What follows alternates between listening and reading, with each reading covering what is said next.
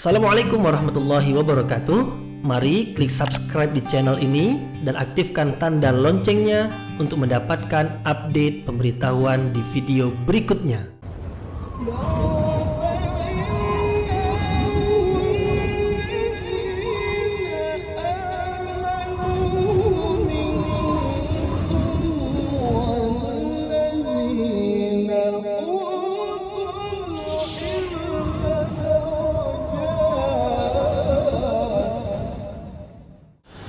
A'udzu billahi minasyaitonir rajim. Bismillahirrahmanirrahim. Assalamualaikum warahmatullahi wabarakatuh. Alhamdulillahirabbil alamin wa bihi nasta'in ala umurid dunya waddin nasta'inuhu wa nastaghfiruh wa na'udzu billahi min shururi anfusina wa min sayyiati a'malina. فمن يهده الله فلا مضل له ومن يضلل فلا هادي له أشهد أن لا إله إلا الله وحده لا شريك له وأشهد أن محمدا عبده ورسوله لا نبي بعده أما بعد. Puji syukur kehadirat Allah Subhanahu wa taala yang masih melimpahkan rahmat dan nikmatnya. Kita bersyukur dengan mengucapkan Alhamdulillahirabbil alamin. Kemudian tidak lupa pula bersalawat kepada Rasulullah dengan ucapan Allahumma salli ala Sayyidina Muhammad wa ala ali Sayyidina Muhammad, dan bersalam kepada Rasulullah dengan mengucapkan Assalamu alayka ya Rasulullah. Alhamdulillah, kita dapat kembali meneruskan pengajian tafsir ayat-ayat suci Al-Quran yang insya Allah kita akan teruskan kepada ayat yang ke-12 hingga ayat yang ke-15 dari surah Maryam, yaitu tentang Nabi Yahya alaihi salam. Yaitu Nabi Yahya adalah anak kepada Nabi Zakaria alaihi salam. Nabi Yahya alaihi salam yaitu anak yang diberikan kepada Nabi Zakaria alaihi salam sebagai perkenan doa atau sebagai jawaban dari Allah Subhanahu wa taala atas permintaan ayahandanya, yaitu Nabi Zakaria alaihi salam, yang disebutkan di dalam beberapa ayat sebelum ini, mulai dari awal surah Maryam hingga ke ayat yang ke-11 menerangkan tentang kisah Nabi Zakaria alaihi salam, yaitu Nabi Zakaria yang bermunajat kepada Allah Subhanahu wa taala. Dalam munajatnya itu bermohon, dan di antara permohonannya adalah meminta anak. Usianya telah tua, istrinya mandul. Nabi Zakaria berharap ada anak keturunannya yang akan melanjutkan perjuangan, yaitu menyampaikan dakwah, menyampaikan kebenaran. Maka diharapkan anak, tetapi anak belum punya. Nabi Zakaria tak pernah berputus asa dalam berdoa kepada Allah Subhanahu wa taala. Akhirnya Nabi Zakaria alaihissalam diberi anak oleh Allah Subhanahu wa taala, yaitu yang bernama Yahya. Nah, tentang keistimewaan Nabi Yahya disebutkan dalam ayat yang ke-12 hingga ke-15, yaitu ayat-ayat yang akan kita pelajari dalam kesempatan ini insyaallah. Di dalam beberapa ayat yang akan kita pelajari ini menerangkan tentang keistimewaan Nabi Yahya alaihi salam, yaitu seorang nabi yang diberi oleh Allah Subhanahu wa taala hikmah, yaitu kebijaksanaan, ketika Nabi Yahya masih kanak-kanak lagi. Maka ini adalah keistimewaan. Ada di antara ulama tafsir, nanti kita akan sebutkan, memahami bahwasanya hikmah atau kebijaksanaan yang diberikan kepada Nabi Yahya itu adalah kenabian, yaitu diangkat menjadi nabi ketika Nabi Yahya masih kecil. Ada di antara ulama tafsir menyebutkan umurnya 3 tahun. Ada juga di antara ulama tafsir menyebutkan umurnya 12 tahun. 3 tahun ataupun 12 tahun itu adalah usia yang sangat kecil sekali. Diangkat menjadi nabi, dan itu adalah keistimewaan. Keistimewaan yang lain adalah Nabi Yahya alaihi salam adalah nabi atau seorang nabi yang diberi kasih sayang yang mendalam oleh Allah Subhanahu wa taala, atau yang mendapatkan cinta Allah Subhanahu wa taala. Kemudian juga memiliki kesucian hati. Kemudian Nabi Yahya alaihissalam adalah juga seorang yang bertakwa kepada Allah Subhanahu wa taala. Dan keistimewaan yang lain adalah Nabi Yahya alaihissalam sangat berbakti kepada kedua orang tuanya, meskipun orang tuanya sudah lanjut usia. Tetapi Nabi Yahya alaihissalam sangat berbuat baik kepada kedua orang tuanya sebagai bentuk kebaktian seorang anak kepada kedua orang tua. Nabi Yahya alaihissalam juga di antara keistimewaannya yang disebutkan dalam ayat yang akan kita pelajari adalah seorang hamba yang tidak pernah menyombongkan diri dan tidak pula pernah melakukan kemaksiatan. Jangankan melakukan, berkeinginan untuk melakukan kemaksiatan pun tidak. Ini adalah keistimewaan Nabi Yahya alaihi salam. Kemudian buah dari itu semua atau hasil dari keistimewaan yang dimiliki oleh Nabi Yahya alaihi salam, dalam sepanjang perjalanan hidup Nabi Yahya itu senantiasa mendapatkan kesejahteraan dari Allah Subhanahu wa taala, mulai dari hari Nabi Yahya dilahirkan, ketika Nabi Yahya diwafatkan, dan satu lagi ketika Nabi Yahya dibangkitkan kembali nanti selepas kiamat terjadi, yaitu di hari akhirat. Kesejahteraan yang berkepanjangan, yang berterusan diberikan kepada Nabi Yahya sebagai hamba yang diistimewakan oleh Allah Subhanahu wa taala. Nah, inilah dia beberapa ayat yang akan kita pelajari dalam kesempatan ini, yaitu tentang kisah Nabi Yahya alaihi salam, lebih khusus tentang keistimewaan yang dimiliki oleh Nabi Yahya, yang keistimewaan itu adalah pemberian dari Allah Subhanahu wa taala. Itulah mukaddimah, yaitu pendahuluan dari pengajian tafsir kita ini. Namun sebelum kita sampai ke penjelasan yang lebih terperinci, yaitu tafsir yang lebih panjang, kita akan membaca ayat terlebih dahulu seperti mana biasa, kemudian kita terjemahkan secara harfiah, kemudian setelah itu barulah kita akan membahas kandungan ayat dengan lebih mendalam supaya mudah kita jadikan pedoman.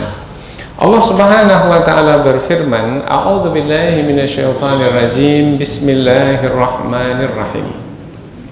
Ya Yahya, khudhil kitaba biquwwah wa atainahul hukma sabiyya wa hananan min ladunna wa zakatan wa kana taqiyya wa barran biwalidayhi wa lam yakun jabbaran 'asiyya wa salamun alaihi yawma wulida wa yawma yamutu wa yawma yub'atsu hayya. Allah Subhanahu wa taala berfirman, Ya Yahya, wahai Yahya. Allah berfirman langsung kepada Nabi Yahya alaihissalam, yaitu menyampaikan perintah dari Allah kepada Yahya. Khudh maknanya ambillah, al-kitaba, kitab itu yang dimaksudkan adalah kitab suci yang pada masa Nabi Yahya hidup yang diturunkan kepada manusia sebagai petunjuk, yaitu kitab suci Taurat. Biquwwah, dengan kekuatan.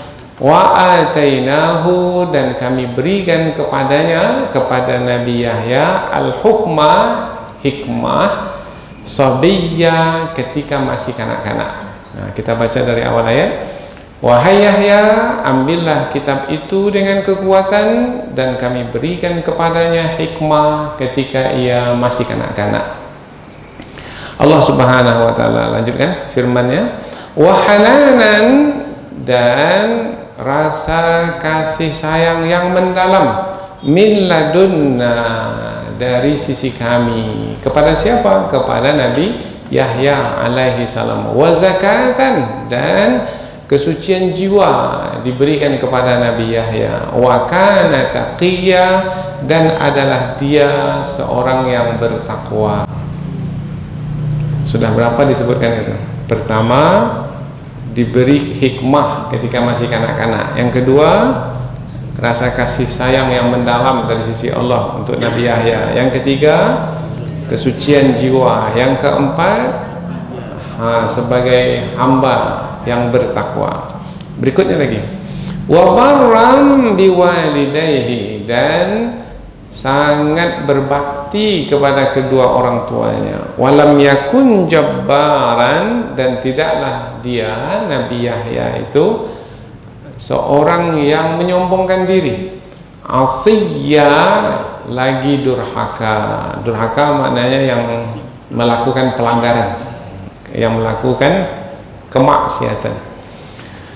Wassalamun, dan kesejahteraan atau keselamatan alaihi, kepada Nabi Yahya, yauma wulida, hari ia dilahirkan, wa yauma yamutu, dan hari ia wafat, wa yauma yub'atsu hayya, dan hari ia dibangkitkan dalam keadaan hidup. Maksud dibangkitkan ini dibangkitkan nanti selepas kiamat, ya, dalam keadaan hidup kembali.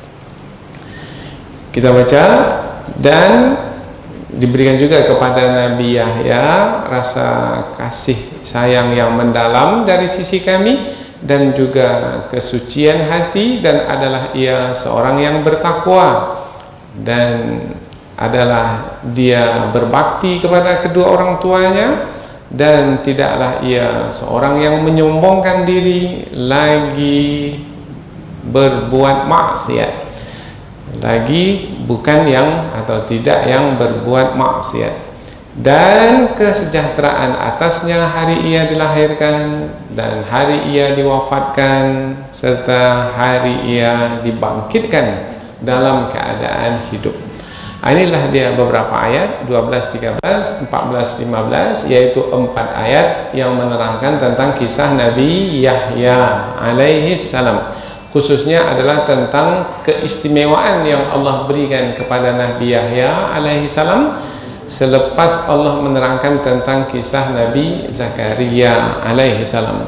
Sebenarnya kelebihan yang diberikan kepada Nabi Yahya bukan serta-merta karena Nabi Yahyanya saja, tidak, tetapi adalah juga karena orang tuanya, khususnya adalah ayahandanya, yaitu Nabi Zakaria alaihissalam, yaitu seorang nabi, seorang rasul yang sangat mendekatkan diri kepada Allah Subhanahu wa taala, yang menghidupkan malam-malamnya dengan bermunajat kepada Allah, dan tak pernah berputus asa dalam bermohon kepada Allah Subhanahu wa taala, sehingga berlakulah sesuatu yang mungkin dalam hukum kebiasaannya adalah mustahil, yaitu usia sudah tua, istri mandul, tetapi Allah berikan juga kepada Nabi Zakaria seorang anak, yaitu Nabi Yahya alaihi salam.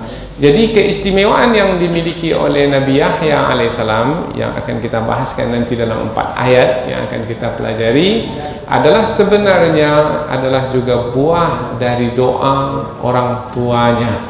Jadi tidak serta-merta pemberian yang istimewa yang diterima oleh Nabi Yahya itu adalah karena Nabi Yahya alaihi salam, tetapi juga adalah karena kedua orang tuanya. Pelajaran bagi kita adalah boleh jadi seorang anak itu keberhasilannya, keberuntungannya, penerimaan masyarakat terhadapnya, kedudukannya yang tinggi di tengah masyarakatnya bukan disebabkan karena anak itu sendiri, tetapi boleh jadi adalah karena doa kedua orang tuanya. Nah, maka di sini kita berharap mudah-mudahan insya Allah banyak pelajaran yang kita dapatkan, yaitu siapapun orang tua kita, mungkin pendidikan orang tua kita taklah setinggi kita, mungkin kekayaan orang tua kita tidaklah sebanyak kekayaan kita, tetapi sebenarnya boleh jadi keberhasilan yang kita miliki pada hari ini adalah karena doa kedua orang tua kita. Selanjutnya kita pindah ke tafsir ayat, yaitu penjelasan yang lebih panjang dari ayat supaya kita lebih menikmati kandungan ayat ini untuk kita jadikan sebagai pelajaran. Laqad kana fi qisasihim ibrah. Sesungguhnya di dalam kisah-kisah yang disebutkan di dalam Al-Quran, apalagi kisah para nabi, ia adalah ibrah. Ibrah maknanya pelajaran yang sangat berguna, yang bisa kita pakaikan pula dalam kehidupan kita pada hari ini. Karena sebenarnya kisah yang disebutkan dalam Quran itu sama nilainya dengan kisah yang sedang berlangsung pada hari ini. Mungkin orangnya berbeda, orang yang dahulu telah wafat, mungkin kejadiannya di tempat yang berbeda, mungkin dahulu di Asia bahagian barat sana, tetapi nilai yang sebenarnya berjalan itu adalah nilai yang sama. Sehingga ada kita dengar dalam bahasa Inggris istilah history repeats itself. Sejarah itu pasti berulang. Bukan orangnya yang hidup kembali, enggak. Bukan di tempat itu terjadi kembali, enggak. Nah, boleh jadi berada di tempat yang lain dengan orang yang lain, tapi yang berlaku itu-itu juga. Yaitu apabila kita lihat seorang ayah yang begitu berharap kepada Allah Subhanahu wa ta'ala, kemudian ia bangun malam bermunajat, mendekatkan diri kepada Allah dengan tidak ada sedikit pun rasa putus asa, maka buahnya adalah seperti yang ia minta, maka Allah pun memberi. Begitu juga lah pada hari ini. Dahulu kepada Nabi Zakaria alaihissalam, beliau mendapatkan anak Nabi Yahya alaihissalam. Mungkin boleh juga kita pada hari ini. Boleh jadi keberhasilan kita adalah karena orang tua kita. Boleh jadi keberhasilan anak kita adalah karena doa kita. Maka disinilah penting dan berharganya kedudukan doa di dalam ibadah yang kita kerjakan. Ayat yang ke-12, Ya Yahya, wahai Yahya, khudhil kitaba biquwwah, ambillah kitab itu dengan kekuatan. Sebelum ini tidak diterangkan tentang kelahiran Nabi Yahya alaihissalam. Yang diterangkan adalah berita gembira bahwasanya Allah mengutus malaikat untuk menyampaikan kepada Nabi Zakaria bahwasanya ia akan mendapatkan seorang anak, yaitu bernama Yahya alaihissalam. Tapi tak ada lagi ayat selepas itu menerangkan tentang istri Nabi Zakaria itu mengandung, kemudian melahirkan, tidak ada. Tiba-tiba saja ayat ini muncul, yaitu wahai Yahya, ambillah kitab suci itu dengan kekuatan. Berarti Nabi Yahya itu sudah lahir, berarti Nabi Yahya itu sudah tumbuh, tetapi belum lagi dewasa. Ketika usianya masih kecil, nah ketika itulah Allah memerintahkan kepadanya, kepada Nabi Yahya, ini dengan perintah yang ada di pangkal ayat. Ya Yahya, wahai Yahya, khudhil kitaba, ambillah kitab itu yang dimaksudkan kitab Taurat. Karena pada masa Nabi Yahya itu dilahirkan, ajaran yang diamalkan pada masa itu adalah ajaran yang diwarisi dari nabi-nabi yang sebelumnya, mulai dari Nabi Musa alaihissalam yang diturunkan kepadanya kitab suci Taurat. Setelah itu baru ada kitab suci Injil. Kitab suci Injil diturunkan kepada Nabi Isa alaihissalam. Tapi Nabi Isa dengan Nabi Yahya ini sezaman, satu zaman. Kemudian kitab suci Injil itu adalah melengkapkan lagi atau menyempurnakan lagi kitab suci Taurat. Bukanlah yang satu membatalkan yang satunya, tidak. Lain hal dengan Al-Quran. Nah, ketika kitab suci Taurat sudah diturunkan, kitab suci Zabur sudah diturunkan, kitab suci Injil sudah diturunkan, tetapi dirubah oleh manusia. Nah, ketika berlaku perubahan-perubahan, kemudian kitab suci Al-Quran diturunkan, maka kitab suci Al-Quran itu membatalkan atau menghapuskan semua kitab suci yang pernah dahulu diturunkan, atau dengan istilah bahasa Arabnya memansuhkan, nasakh, mansuh, yaitu memansuhkan, menghapuskan, membatalkan kitab-kitab suci yang terdahulu. Tapi bukan begitu halnya di dalam ajaran Nabi Yahya alaihi salam, yaitu ajaran yang diwarisi dari nabi-nabi terdahulu. Maka di dalam ayat ini Allah memerintahkan kepada Nabi Yahya untuk mengambil kitab suci itu, kitab Taurat itu biquwwah, dengan kekuatan. Apa maksudnya mengambil kitab suci dengan kekuatan? Apakah meraihnya dengan tangan? Biasanya kata mengambil ini kan dengan tangan. Sebenarnya bukan difahami secara fisik seperti itu. Ya, mengambilnya dengan tangan sama seperti kita mengambil Al-Quran dengan tangan. Tapi bukan hanya sebatas itu makna mengambil.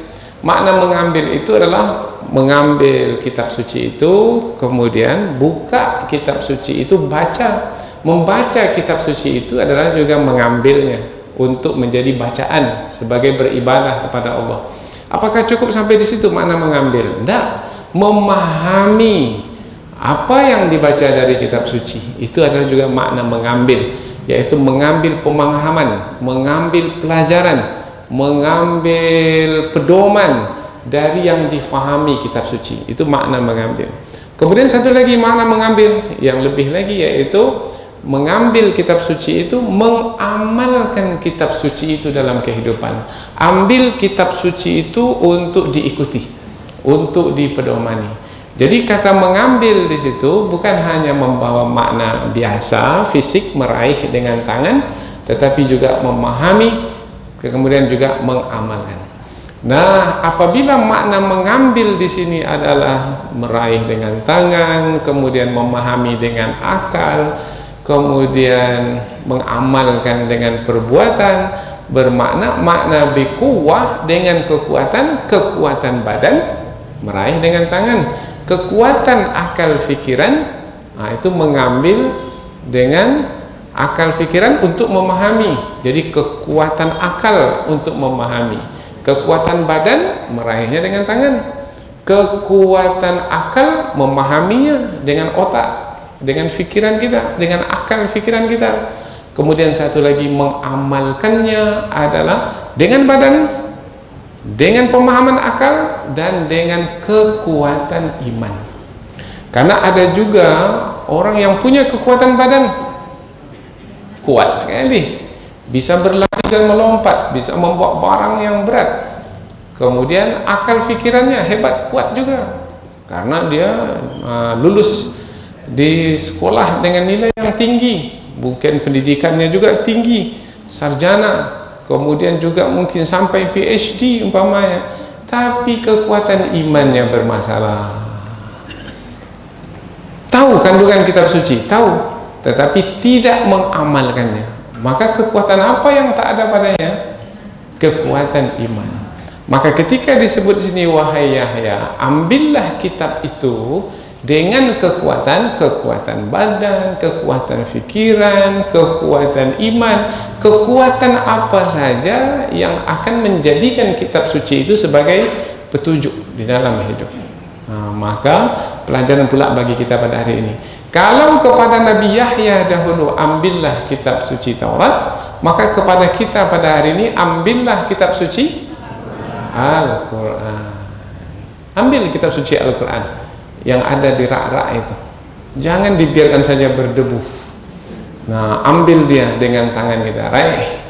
Cukup diambil saja? Enggak, buka. Cukup dibuka saja? Enggak, baca.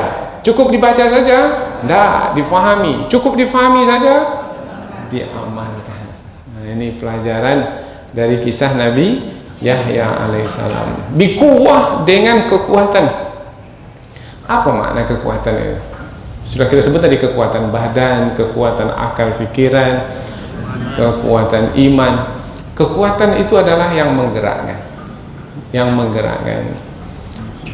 Nah, biasanya lah umpamanya apa yang diam, umpamanya ada kendaraan kita yang tak bisa di start, tak bisa hidup.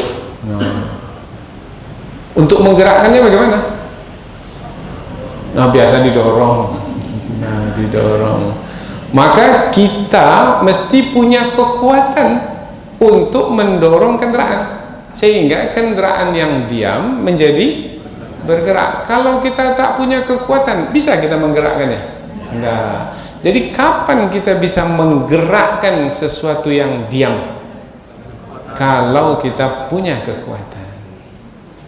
Maka kita ketika punya kekuatan, maka syariat yang terkandung di dalam kitab suci itu mampu menggerakkan kehidupan. Itulah pentingnya mengapa mengambil kitab suci itu dengan kekuatan.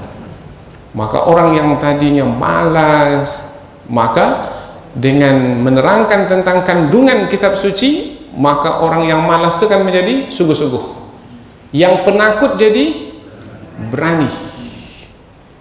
Nah, maka mesti kita punya kekuatan ketika meraih kitab suci itu, sehingga kita bisa menggerakkan sesuatu yang tenang. Kalau bisa menggerakkan, inilah dia kebangkitan, itulah dia sebab kemajuan. Maka digunakanlah kata quwwah. Maka dalam ayat yang lain kita jumpa juga Allah memerintahkan kita untuk menyiapkan kekuatan dalam menghadapi musuh. Wa a'iddu lahum mastata'tum min quwwah. Nah, siapkan segala sesuatu untuk menghadapi musuh. Apa yang perlu dipersiapkan? Kekuatan. Nah, boleh jadi kemenangan musuh itu bukan karena kekuatan musuh, karena Allah menyebutkan musuh itu lemah sebenarnya. Tapi mengapa kita tak menang juga? Kita kalah juga berhadapan dengan musuh. Karena kita lebih lemah dari musuh yang lemah. Musuh itu lemah, tapi kita lebih lemah lagi. Maka kalah kita. Maka bagaimana supaya kita bisa mengalahkan musuh? Kita mesti memiliki kekuatan. Nah, apabila musuh itu lemah, kita memiliki kekuatan, maka musuh itu dapat dikalahkan. Di mana kekuatan itu? Pertama di diri kita sendiri. Kekuatan badan, kekuatan akal pikiran, dan kekuatan iman. Nah, ketika kita meraih kitab suci, dalam kitab suci itu rupanya ada rahasia kekuatan yang lebih dahsyat dari kekuatan yang kita miliki. Wa yazidkum quwwatan ila quwwatikum. Allah akan memberikan kekuatan kepada kekuatan yang sudah ada padamu. Nah, siapa yang memberikan kekuatan tambahan itu?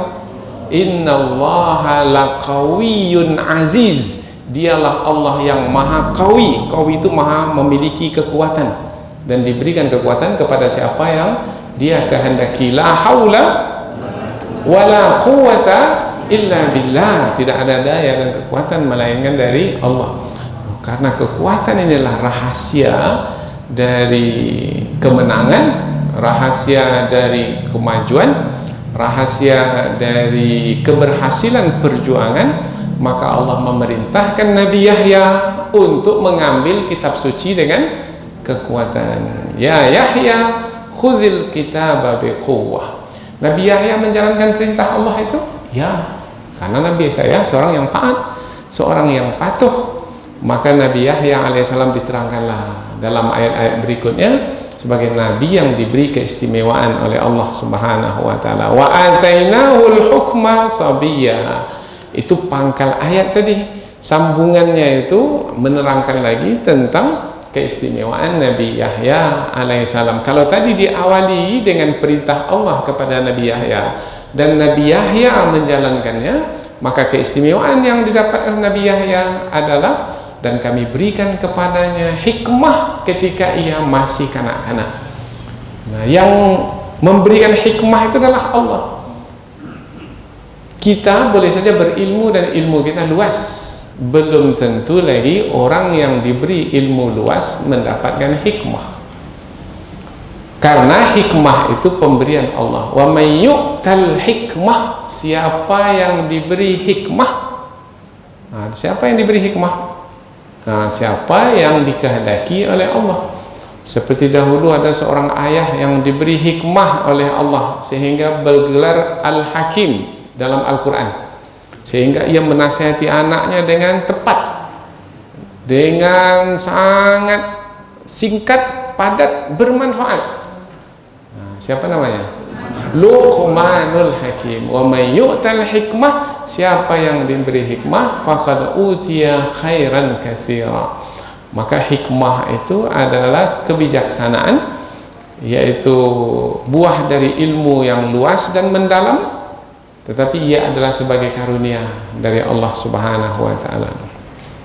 Maka ada di antara ulama yang memahami, dalam tafsir beliau menjelaskan bahwasanya al-hukmah itu adalah an-nubuwah, kenabian. Apakah semua orang diberi kenabian oleh Allah Subhanahu wa taala? Tidak, hanya orang-orang tertentu saja. Ketika masih kanak-kanak sudah diberi hikmah. Itulah keistimewaan Nabi Yahya alaihi salam. Umur berapa tahun tadi? 3 tahun dalam penjelasan oleh sebahagian ulama tafsir, tapi oleh sebahagian yang lain umur 12 tahun. Tetapi semua sepakat bahwasanya umur Nabi Yahya ketika diberi hikmah itu umurnya masih kecil, belum lagi dewasa. Karena kata sobiyya itu dipakaikan kepada anak yang belum baligh. Sobiyya, biasanya sobi ini kepada anak-anak, kalau istilah kita di sini balita. Apa itu balita itu?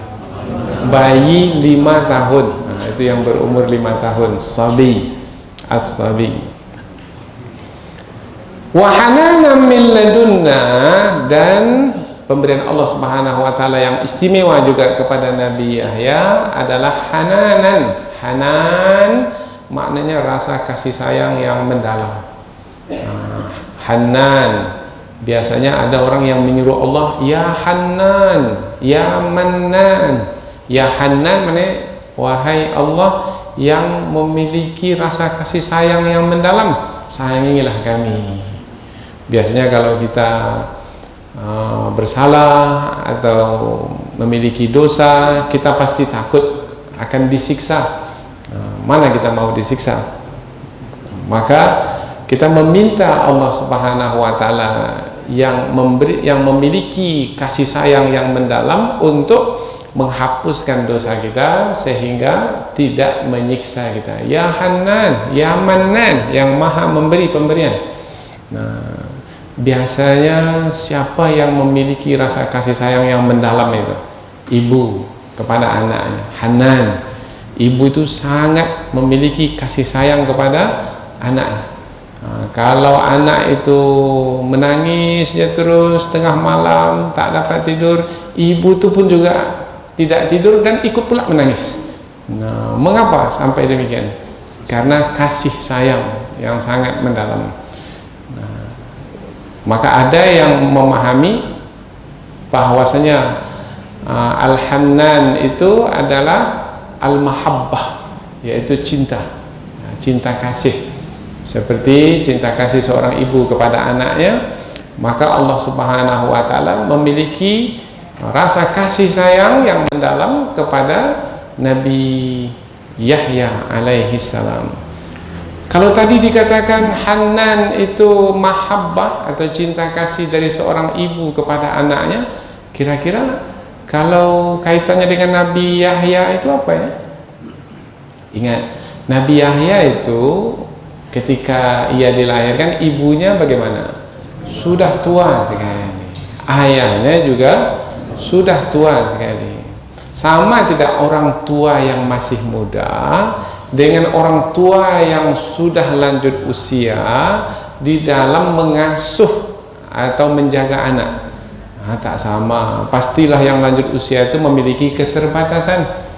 Nah, umpamanya contoh mudah sekarang lah, umpamanya kalau orang tua itu masih muda, anak-anaknya ingin berlari, kira-kira orang tuanya bisa tak mengiringi anaknya berlari? Bisa. Kalau orang tua dah lanjut usia, anaknya ingin berlari, bisa enggak kira-kira? Nah Allah Subhanahu wa taala menutupi kekurangan kedua orang tua Nabi Yahya yang sudah lanjut usia itu dengan kasih sayang yang diberikan kepada Nabi Yahya. Ini relevansinya, kesesuaian.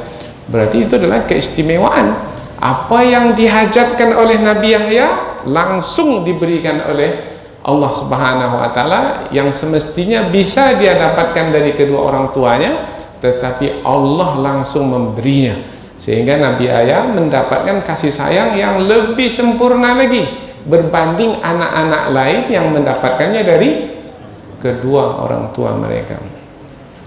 Wa zakatan, dan kesucian hati. Suci hati, yang mengotori hati itu apa? Hawa nafsu. Karena dalam hati itu ada hawa nafsu yang menyuruh untuk melakukan keburukan. Nabi Yahya itu punya hawa nafsu, karena Nabi Yahya itu manusia biasa, tetapi hawa nafsunya itu dapat dikalahkan oleh imannya, sehingga tak pernah mengikuti kehendak hawa nafsu. Dan itulah yang membuat Nabi Yahya itu senantiasa dalam kesucian hati. Hati kita bagaimana? Suci atau tidak? Suci kalau mengikuti kehendak iman, tapi kotor kalau mengikuti kehendak hawa nafsu. Karena yang mengotori hati itu adalah mengikuti kehendak hawa nafsu. Apa perbuatan yang kita lakukan karena mengikuti kehendak hawa nafsu yang buruk itu adalah pengotoran hati. Dan dikatakan bahwasanya Nabi Yahya alaihissalam jangankan melakukan kesalahan, berkeinginan untuk melakukan kesalahan pun tidak. Gitu. Kalau melakukan perbuatan bermakna dengan tubuhnya, tetapi keinginan itu adalah dengan hati. Dengan hati pun tidak. Di dalam Islam, kalau melakukan kesalahan itu dengan perbuatan baru dihitung dosa. Tapi kalau masih berkeinginan dengan hati, belum lagi berupa perbuatan, apakah dihitung dosa? Tidak, belum lagi.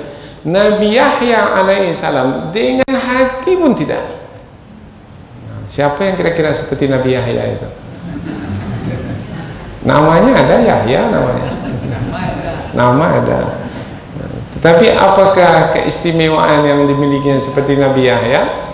Mengapa namanya Yahya? Karena orang tuanya berharap anaknya seperti Nabi Yahya alaihi salam. Wa kana taqiyya, dan adalah dia seorang yang bertakwa. Bertakwa itu maknanya yang takut kepada Allah sehingga menjalankan perintah Allah, yang takut kepada Allah sehingga meninggalkan larangan Allah. Maka ada juga yang menjelaskan makna bertakwa itu adalah yang menjalankan perintah Allah dan meninggalkan larangan Allah. Karena apabila tidak menjalankan perintah Allah pasti akan disiksa. Karena apabila melakukan apa yang dilarang oleh Allah pasti akan disiksa. Takut akan disiksa karena tidak menjalankan perintah Allah. Itulah dia orang yang bertakwa. Jadi orang yang bertakwa itu orang yang memiliki rasa takut. Karena rasa takut itulah ia menjalankan perintah Allah dan meninggalkan larangan Allah. Itu keistimewaan. Dan keistimewaan itu dimiliki oleh Nabi Yahya alaihi salam.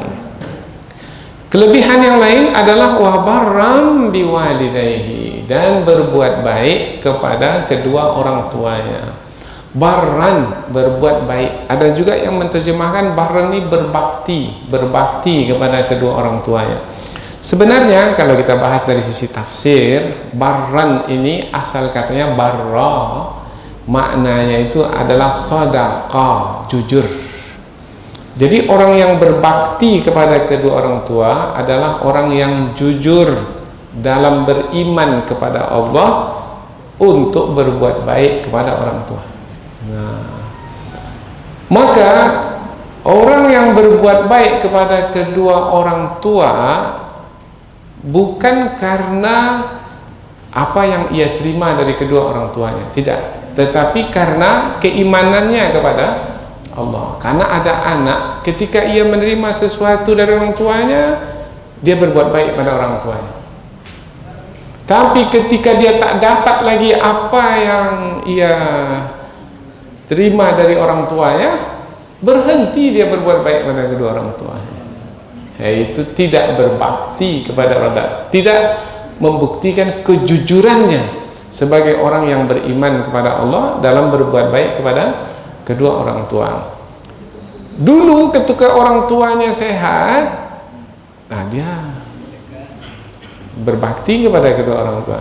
Tapi ketika orang tuanya sakit, orang tuanya memerlukan bantuannya, nah ketika itu ia menjauh dari orang tuanya, bahkan meninggalkan orang tuanya, bermakna tidak jujur lagi dalam beriman kepada Allah, menjalankan perintah Allah, berbuat baik kepada kedua orang tua. Maka digunakan kata wabarram biwalidayhi, mana berbuat baik sebagai membuktikan kejujuran dalam beriman kepada Allah, berbuat baik kepada kedua orang tua tanpa batas. Apa makna tanpa batas itu ya? Tak ada batasnya sampai mati. Atas alasan apapun tidak boleh membantah, menentang, meninggalkan, mengabaikan, apalagi melukai hati orang tua. Maka lawan dari kata barran adalah akan. Uququl walidain dari kata aqqa, yang uquq maknanya merobek. Merobek itu merobek, mengoyak. Biasanya apa yang kita koyak? Kertas. Orang yang durhaka kepada kedua orang tuanya mengoyak hati orang tuanya, terkoyak hatinya, terluka hatinya. Biasa dia berbuat baik pada orang tuanya, yaitu dengan suara yang perlahan, yang lembut, merendah. Tapi mungkin kan orang tua ini sudah lanjut usia, ada kerenahnya pula, meninggi suaranya. Bagaimana hati orang tua itu? Itu adalah durhaka kepada orang tua, telah mengoyak hati orang tua. Itu baru contoh mudah ya.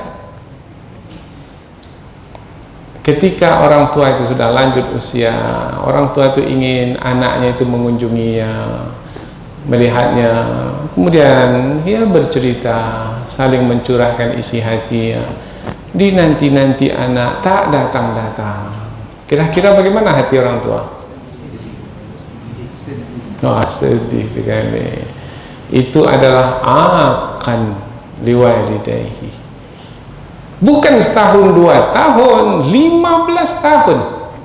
Allahu Akbar. Bukannya tak mampu untuk mengunjungi orang tua, masih mudah untuk dicapai, tapi tak juga sampai menjumpai orang tua. Sampai mati pun orang tuanya dia tak datang. Itu kira-kira anak itu anak apa itu? Yang telah merobek, mengoyak hati orang tuanya. Itulah lawan dari kata berbakti itu, durhaka. Jadi kata durhaka itu akan maknanya itu adalah merobek. Biasanya kalau aqqa, syaqqa, ats-tsaubu, biasanya pakaian yang kita pakai itu pakaian yang bagaimana? Yang masih baik. Kalau sudah robek, nah kita tak mau pakai lagi. Begitu juga lah hati. Nah, kalau udah terkoyak, robek hati itu, maka orang tua itu pun jadi hambar, kecewa terhadap anaknya. Bagaimana nasib anak itu kalau orang tua sudah kecewa? Tidak akan ada keselamatan pada anak itu. Tinggal menunggu waktu saja. Maka kita selalu bermohon kepada Allah Subhanahu wa taala supaya diberi kemampuan untuk berbakti kepada orang tua sehingga tidak melukai hati kedua orang tua kita. Nabi Yahya alaihissalam memiliki keistimewaan barram biwalidayhi. Mengapa disebutkan barram biwalidayhi? Karena ayah Nabi Yahya itu dah tua sekali, 120 umurnya. Kalau ayah kita umur 120 seperti apa agaknya ya? Istri ibu Nabi Zakaria, ibu Nabi Yahya alaihissalam tentunya juga sudah tua juga.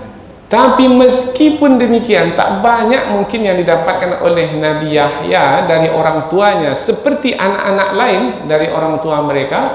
Tapi Nabi Yahya tetap berbakti kepada kedua orang tua. Itulah dia keistimewaan Nabi Yahya alaihissalam. Walam yakun jabbaran asiya, dan tidaklah Nabi Yahya itu seorang yang menyombongkan diri. Jabbar ini yang ingin kehendaknya saja yang diikuti, semua orang mesti tunduk dan patuh kepadanya, sombong. Padahal sebenarnya yang memiliki sifat seperti itu hanyalah Allah Subhanahu wa taala, tapi dia ambil sifat Allah itu untuk dirinya. Jabbar. Asiyah lagi durhaka. Durhaka itu melanggar. Lain yang Allah perintahkan, lain pula yang dia buat. Yang Allah larang pula yang dia kerjakan. Nah, Nabi Yahya, anak Nabi Zakaria alaihissalam tidak seperti itu. Itulah dia kelebihan yang dimiliki oleh Nabi Yahya alaihissalam. Nah, hasilnya apa? Nah, buahnya apa? Maka ulama tafsir menyebutkan ayat yang ke-15 itu adalah buah dari keistimewaan yang disyukuri oleh Nabi Yahya alaihi salam, yaitu mendapatkan kesejahteraan, mendapatkan keselamatan, yaitu keselamatan di sepanjang hayat.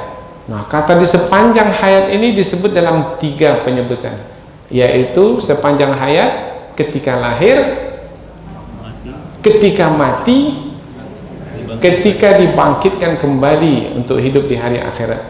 Nah, inilah dia perjalanan hidup kita itu. Hidup, mati, kemudian dibangkitkan di hari akhirat yang abadi. 3. Nah, 3 ini disebut di dalam Al-Quran, bahwasanya Nabi Yahya alaihi salam diberi kesejahteraan, keselamatan oleh Allah di hari ia dilahirkan, di hari ia diwafatkan, dan di hari ia dibangkitkan dalam keadaan hidup kembali. Maknanya nanti dibangkitkan manusia bukan badan saja dibangkitkan, dari dalam kubur itu dibangkitkan dalam keadaan ruh juga sudah ada di dalam badan itu kembali. Jadi kita hidup kembali seperti kita pernah hidup di dunia. Hidup setelah itu, hidup setelah kematian itu adalah hidup yang kekal abadi. Berarti apabila 3 ini disebut, bermakna Nabi Yahya itu mendapatkan kesejahteraan di sepanjang hayat, baik itu dalam kehidupan ataupun dalam kehidupan di akhirat. Itu keistimewaan yang Allah berikan kepada Nabi Yahya alaihissalam. Kemudian ada sebagai tambahan sedikit, yaitu ada juga dibahaskan dalam tafsir tentang kematian Nabi Yahya alaihissalam. Ada di antara ulama menerangkan bahwasanya Nabi Yahya itu kematiannya adalah karena dibunuh.